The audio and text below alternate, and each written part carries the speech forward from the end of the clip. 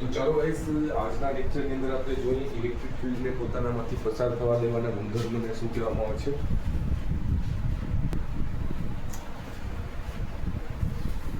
તો ચાલો ગાઈસ, આજના લેક્ચરની અંદર આપણે જોવાના છીએ બેઝિકલી કુલમ્બનો નિયમ છે જોવાના છીએ. શું જોવાના છે?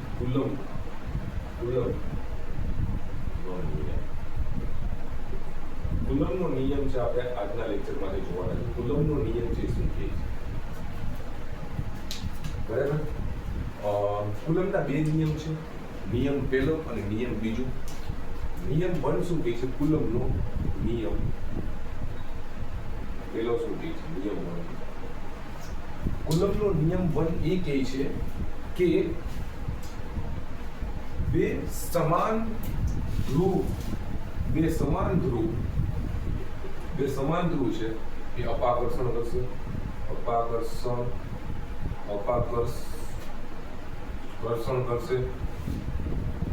એટલે કે તમારે છે એ રિપલ્શન કરશે. શું કરશે? રિપલ્શન છે એ કરશે. ગુજરાતી થોડુંક પ્રોબ્લેમ આવે છે ગુજરાતીમાં, બરાબર? એટલા માટે કેમ કે યાર પહેલેથી જ મેં ઇંગ્લિશમાં ભણ્યું છે એટલા માટે થોડું ગુજરાતીમાં પ્રોબ્લેમ આવે છે, બરાબર? અપાકર્ષણ કહેવામાં આવે છે. પ્લસ બે ભેગા થાય તો એને અપાકર્ષણ થયું એમ કહેવામાં આવે છે, બરાબર? પછી માઇનસમાં સમાન ધ્રુવ છે. શું કહે છે? સમાન ધ્રુવ અપાકર્ષણ કરશે. અને વિરુદ્ધ ધ્રુવ આકર્ષણ કરશે. શું કરશે? આકર્ષણ કરશે. રેડી? આ સમાન ધ્રુવ છે, આ શું કરશે? તમારું અપાકર્ષણ જ કરશે. અપાકર્ષણ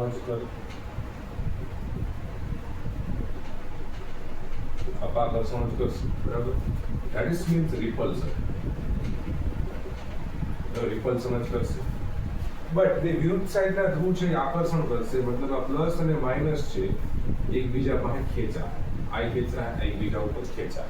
આ કુલમ્બનો પહેલો નિયમ છે કે છે, બરાબર? કુલમ્બનો પહેલો નિયમ આ કે છે, બરાબર? ડન એટલી વસ્તુ. ઓકે, એટલી વસ્તુ આપી ડન થઈ ગઈ, બરાબર? હવે આપણે છે કુલમ્બનો બીજો નિયમ જોઈએ. કુલમ્બનો બીજો નિયમ છે શું કહે છે? કુલમ્બનો બીજો નિયમ શું છે?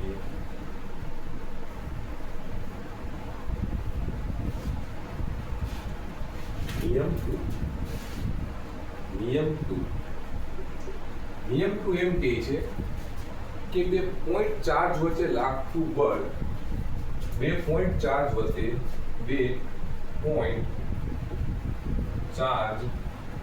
વચ્ચે લાગતું બળ તે બે પોઈન્ટ ચાર્જના ગુણાકાર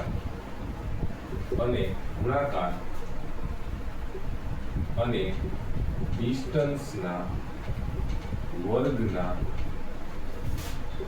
સમપ્રમાણમાં હોય છે. મતલબ શું કહે છે કે મારી પાસે કોઈ બે ચાર્જ છે, એક ચાર્જ Q1 છે પોઈન્ટ ચાર્જ, એક ચાર્જ Q2 છે પોઈન્ટ ચાર્જ. આ બંને વચ્ચે કેટલો ફોર્સ લાગશે એમ કહે છે. બંને વચ્ચે ફોર્સ કેટલો લાગશે, આ બંને વચ્ચે ફોર્સ કેટલો લાગશે એમ કહે છે, બરાબર? આ જો આ બંને પોઝિટિવ હોય તો રિપલ્સિવ ફોર્સ કેટલો લાગશે, આ બંને જે પોઝિટિવ નેગેટિવ હોય તો એટ્રેક્શન ફોર્સ કેટલો લાગશે, બરાબર? તો ફોર્સ કેટલો લાગશે કે આ બંને વચ્ચેનું ડિસ્ટન્સ કેટલું છે? d છે, બરાબર? અને આ બંને પોઈન્ટ ચાર્જ Q1 અને Q2 છે, તો એ ફોર્સ કેના ઉપર ડિપેન્ડ કરશે? કે Q1 Q2 નો ગુણાકાર અને ડિસ્ટન્સના વર્ગના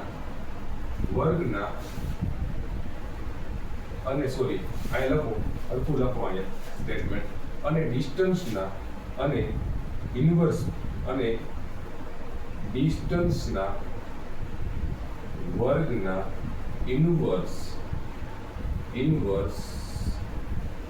ના પ્રપોઝનમાં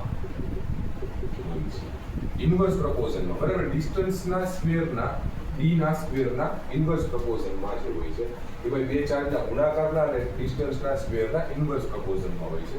હવે તમે આ ફોર્સ હટાવો, કોન્સ્ટન્ટ તમારે કાઢવું હોય તો પ્રપોર્શનાલિટી કોન્સ્ટન્ટ આવશે. એમાં એપ્સિલોન બરાબર શું આવે છે? એપ્સિલા બરાબર Q1 Q2 અને D1 નો સ્ક્વેર. એપ્સિલોન એટલે શું? પરમિટિવિટી. શું થયું? પરમિટિવિટી. હવે પરમિયાબિલિટી અને પરમિટિવિટીમાં ચેન્જ છે. પરમિટિવિટીનો મતલબ એમ થાય કે ઇલેક્ટ્રિક ફિલ્ડને પોતાનામાંથી પસાર થવા દેવાના ગુણધર્મને પરમિટિવિટી ક્યારે કહેવાય? કે ઇલેક્ટ્રિક ફિલ્ડને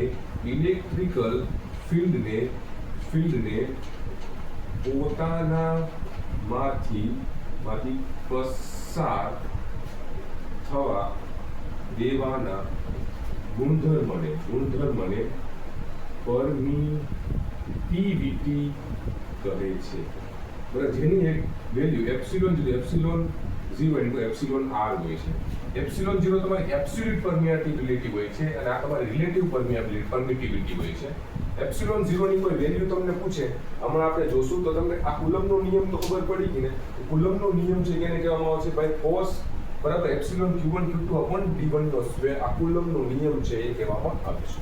બેઝિક કુલમનો નિયમ હજી સુધીમાં તો હવે પૂછાણો, બટ મને એવું લાગે છે પૂછાવાના ચાન્સીસ છે, એટલે મેં સિલેબસમાં એડ કર્યું. પૂછાય કેમ કે આગળ નવા પેપર અપડેટ થાય એટલે પૂછાવાના, બરાબર. એટલે મેં આ અપડેટ ચેક કરી દીધું છે. હવે પરમિટિવિટી આપણે જોવાનું, સમજવાનું છે પરમિટિવિટી શું. કુલમનો નિયમ તો પૂરું થઈ ગયું, બરાબર. કુલમનો નિયમ શું કહે છે ભાઈ? કે ફોર્સ લાગે છે epsilon Q1 Q2 upon D1 નો સ્ક્વેર, બરાબર.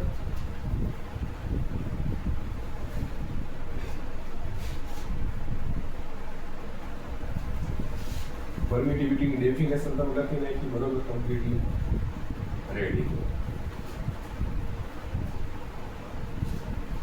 કહું છું એમ કે આપણી પાસે ફોર્સ છે. Force that is equal to epsilon Q1 Q2 upon D નો સ્ક્વેર. એપ્સિલોન શું છે? પરમિટિવિટી, બરાબર. હવે તમે આગળ મેગ્નેટિક સર્કિટ ભણશો ને, ત્યાં પરમિયાબિલિટી આવશે. અહીંયા પરમિટિવિટી જોઈ લો. પરમિટિવિટી એટલે ઇલેક્ટ્રિક ફિલ્ડને પોતાનામાંથી પસાર. તો કંડક્ટર છે, આ કંડક્ટર આજુબાજુ ઇલેક્ટ્રિક ફિલ્ડ જનરેટ થતી હોય. શું જનરેટ થતી હોય? આગળ મેગ્નેટિક ફિલ્ડનો બધી ખબર પડશે. ઇલેક્ટ્રિક ફિલ્ડ જનરેટ થતી હોય તો આ ઇલેક્ટ્રિક ફિલ્ડને પોતાનામાંથી પસાર થવા દેવાના ગુણધર્મને પરમિટિવિટી છે કહેવામાં આવે છે, બરાબર. એની વેલ્યુ હોય છે epsilon, that is epsilon 0 into epsilon r. Epsilon r એટલે કે રિલેટિવ પરમિયાબિલિટી, રિલેટિવ પરમિટિવિટી